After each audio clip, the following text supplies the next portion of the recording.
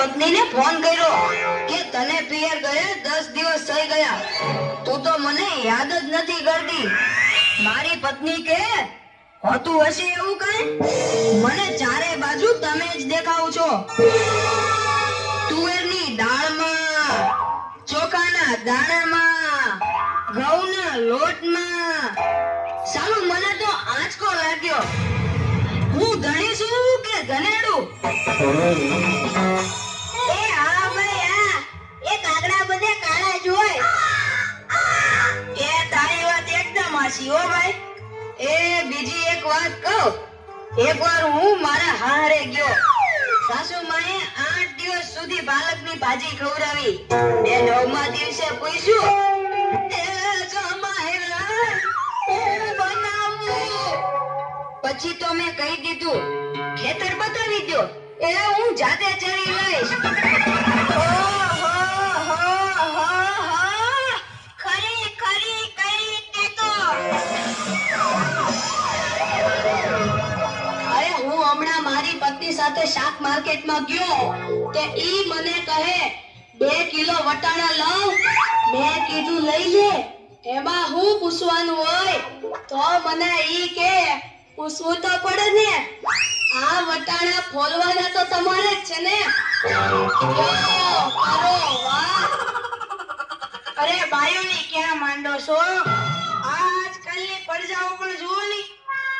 મારે ટિંડોળના હાથમાં મોબાઈલ આવ્યો એટલે બસ પતી ગયું, સમજી લ્યો. આપણી સાથે વાત કરતા હોય અને કોકનો ફોન આવે એટલે હાલવા જ માંડે. એલા આપણે કઈ ખેતરના ઉભેલા ઝાડિયા છીએ? એને મન તો આપણે એવા જ હોય. એને તો મોબાઈલ આવ્યો એટલે કરલો દુનિયા મુઠ્ઠી મેં. ધીરુભાઈ અંબાણી જ જોઈ લ્યો. એમાં આ જીઓ આવ્યો ત્યારથી છોકરાઓ તો આપણો જીવ લઈ ગયા છે. અરે એનું નામ જીઓ ના પણ મરો એવું રાખવું જોઈતું તું. એ મોબાઈલ આવ્યો એટલે કેમેરો ગયો. એ મોબાઈલ આવ્યો એટલે ઘડિયાળ ગઈ. એ મોબાઈલ આવ્યો એટલે બેટરી ગઈ. મોબાઈલ આવ્યો એટલે ટપાલ ગઈ. મોબાઈલ આવ્યો એટલે કોમ્પ્યુટર ગયું. મોબાઈલ આવ્યો એટલે નિરાત ગઈ. અને એમાંય જો આપણો મોબાઈલ આપણી ઘરવાળીના હાથમાં આવ્યો તો આપણે ગયા. લ્યો કરો વાત. એલા આ જીઓ ઉપરથી યાદ આવ્યું.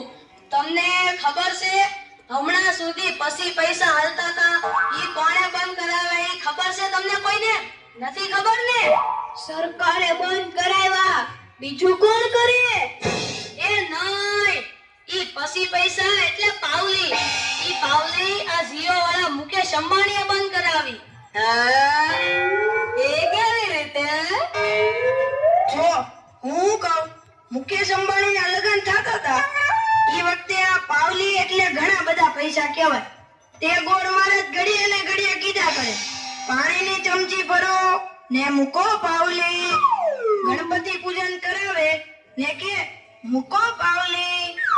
એક ફેરો ફરે ને કહે મૂકો પાવલી.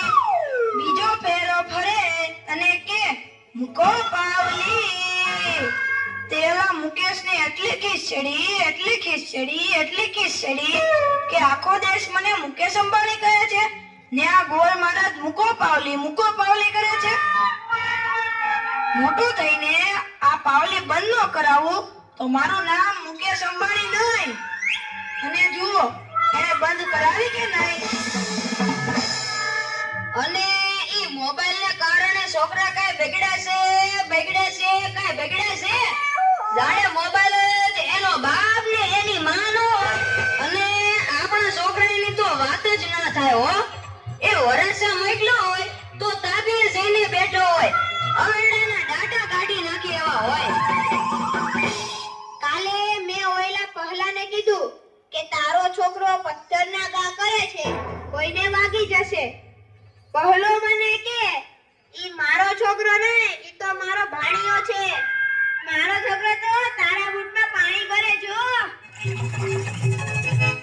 એ લાટા પાટા શણગાર કરીને સ્કૂલે મોકલો હોય ને ઘરે આવે ત્યારે પલળેલ કાગડા જેવો થઈ ગયો. મારા ટીનિયાને સાહેબે પૂછ્યું કે 15 ફળના નામ બોલ. એ ઈન્યો કે એક સફરજન, બીજું એક ચીકુ, એક ત્રીજું પપૈયું અને એક ડઝન કેળા.